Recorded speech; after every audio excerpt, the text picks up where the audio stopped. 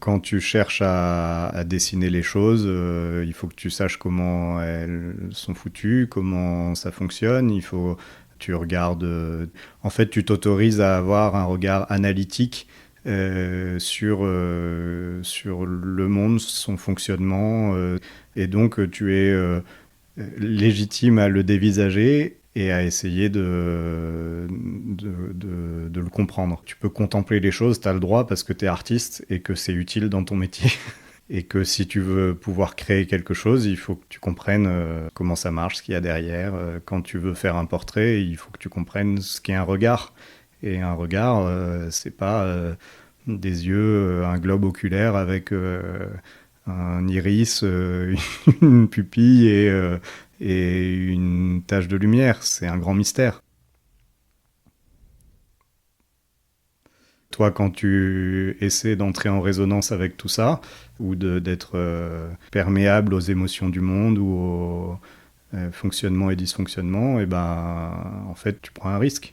Tu prends le risque de te faire secouer, abîmer parfois, et à d'autres moments d'être complètement en extase. Voilà, de t'abandonner à ça. Tu t'exposes.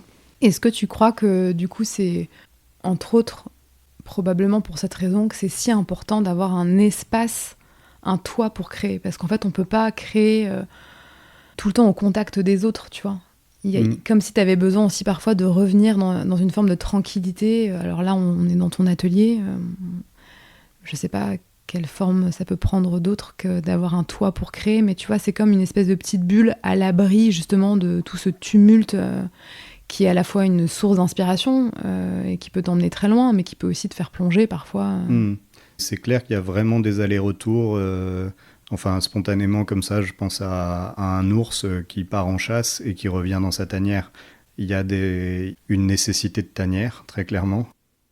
Je crois qu'il y a des gens qui marchent dans la rue et qui font pas gaffe, qui font pas gaffe aux autres, qui font pas gaffe aux situations, qui font pas gaffe à un mur qui est peint d'une certaine couleur, à une plante qui a une gueule particulière, à une attitude d'une vieille dame qui promène son chien.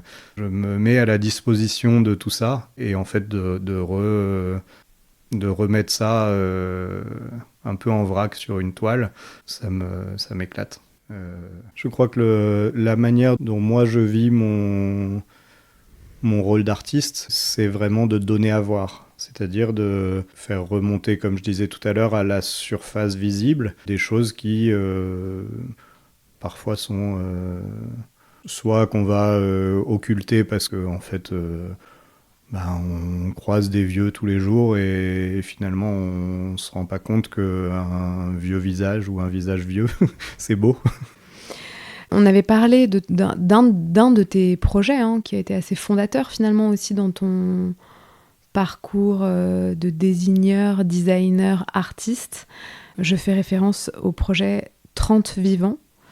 C'est celui aussi qui a constitué, j'allais dire, l'accroche de notre rencontre.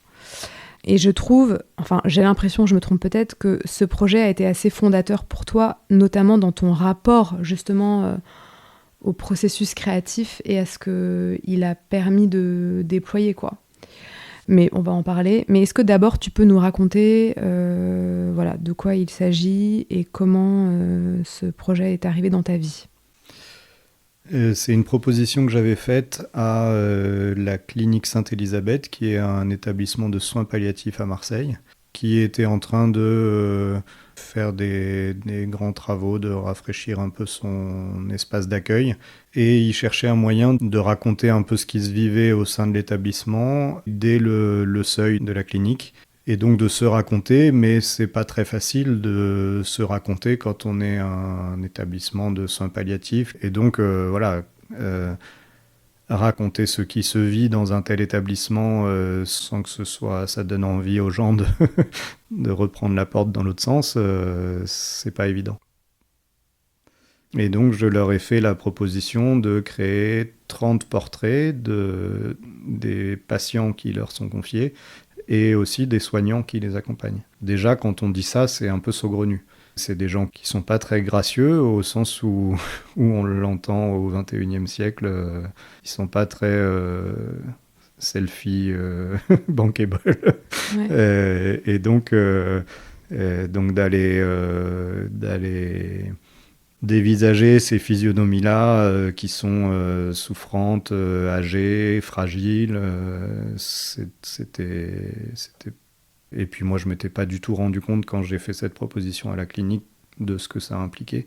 Tout l'enjeu pour moi était de montrer la beauté qui était tenace dans les regards de ces gens-là et de comprendre ce mystère. Donc c'est vraiment, je parlais tout à l'heure de dévisager le monde ou d'envisager le monde. Là, c'était vraiment un grand moment de dévisagement. Et effectivement, quand tu disais que c'était fondateur, ça m'a fait prendre conscience que j'étais un artiste de la rencontre, parce que, en fait, le résultat final qui est aujourd'hui, enfin, qui prend la forme de 30 toiles de 30 cm par 30 cm sur un mur de 12 mètres, n'est que la trace d'une somme de rencontres, c'est-à-dire que il a fallu briser la glace, recueillir la confiance de l'autre, se mettre à la disposition et parfois se mettre vraiment à nu, parce que quand les gens vont mourir bientôt, ils n'ont plus le temps pour les mondanités et les blabla.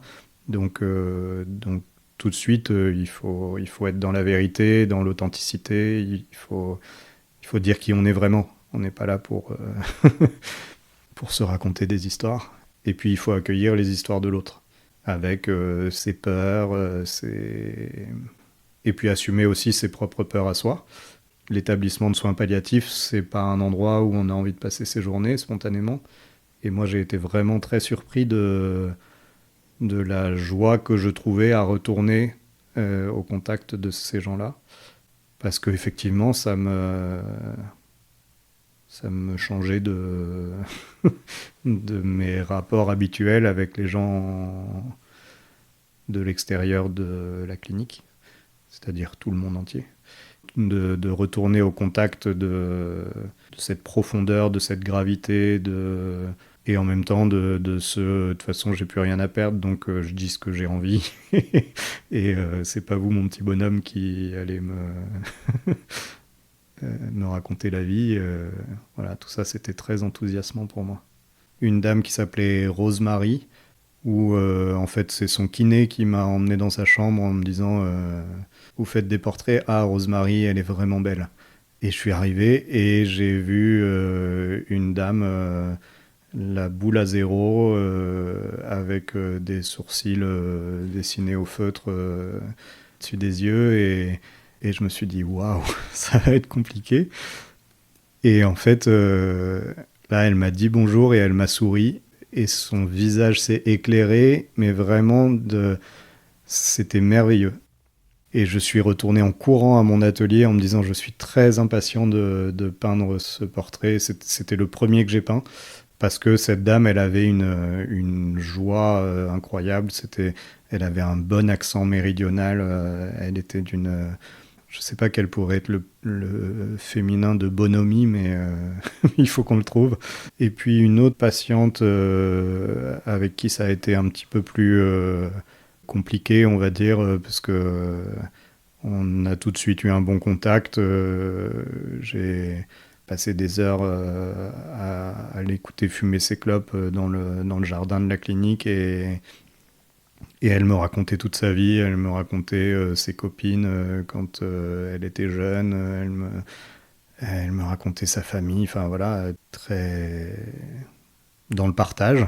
Et au bout d'un moment, je lui ai dit, mais est-ce que vous croyez que je pourrais prendre une photo de vous pour réaliser un portrait? Elle m'a dit, mais vous vous foutez de ma gueule ou quoi? Vous avez vu la tête que j'ai? Je prends des corticoïdes, de la cortisone à haute dose, je suis toute bouffie. Avant j'étais belle, maintenant je ressemble à un chewing-gum mâchonné. Il en est hors de question. Et puis en plus votre truc, ça me fait penser à Auschwitz avec ce mur de portraits de gens morts. Je trouve ça horrible. Il n'en est pas question. Et on a continué parce qu'on se croisait, donc on a continué à échanger, à discuter, tout ça. Et un jour, en fait, je me souviens, on était au soleil, on buvait un café. Et elle m'a dit, bon, allez-y. je vous l'offre. Et là, elle m'a offert une seconde de pause où, où j'ai pris ma photo très très ému. Et à chaque fois que j'ai montré ce portrait de cette petite bonne femme qui avait effectivement l'air de rien ou l'air d'avoir pris de la cortisone à haute dose, tout le monde me disait qu'est-ce qu'elle est belle. Alors je sais pas où est-ce que j'ai sorti cette citation, où est-ce que je l'ai trouvée, mais bon, c'est quelque chose que tu as visiblement dit, je ne sais pas où, en fouinant un peu sur Internet. Tu dis cette phrase, travailler 30 regards en peinture et sentir changer son regard au fil des rencontres. C'est pas mal. Je trouve aussi. Ouais. Oui, c'est vraiment ça. C'est se laisser bouleverser, quoi. C'est quoi cette beauté qui reste jusqu'au dernier souffle? D'où ça vient? Comment ça se traduit? Est-ce que c'est possible de le traduire? Ouais, ça, c'est vrai que ça transforme parce que, en fait, ça s'accueille.